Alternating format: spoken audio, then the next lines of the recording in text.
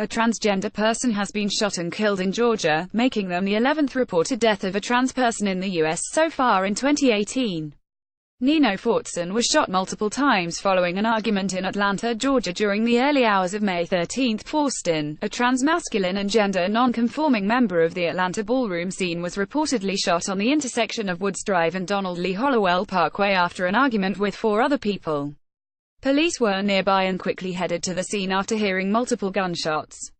Fortson was promptly taken to the nearby Grady Memorial Hospital but later from their injuries.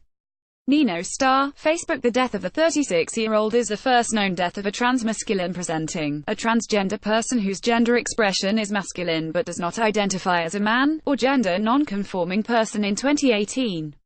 Fortson, who also went by the name Nino Star, was an established member of Atlanta's gay ballroom scene as part of the group The House of Blarney, frequently performing under the butchery illness category.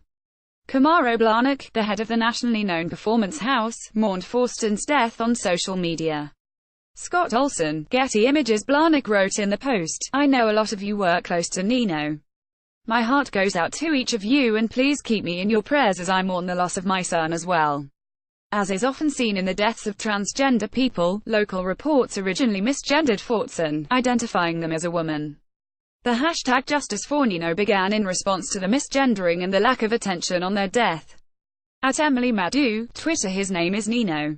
He deserves better than this crappy, misspelled blurb that refuses to acknowledge his beautiful truth, one activist wrote. Police do not currently have any suspects in Fortson's death and were not originally treating this as a transphobic incident. Related, non-binary, the term for people who aren't exclusively male or female. Atlanta police spokesman Carlos Campos told them, "Our preliminary investigation did not in any way indicate that this individual identified as transgender. We had no evidence that such an identification played any role in this death. But given the issues that are being raised publicly, we are going to engage our LGBT liaisons to work with our homicide unit and see if there are some angles that need to be looked at." Alex Edelman, AFP, Getty Images. Friends and family of Fortson remembered them as a great person who was highly important to the Atlanta community. One friend wrote, "This is a loss for our community. I won't question why you were called home." A vigil was held for the 36-year-old on Tuesday. In the U.S., 11 transgender people have under suspicious circumstances so far in 2018, with 10 of those confirmed as homicides. On May 12, the day before Fortson was shot to death, an unidentified transgender woman was found dead in a Texas creek.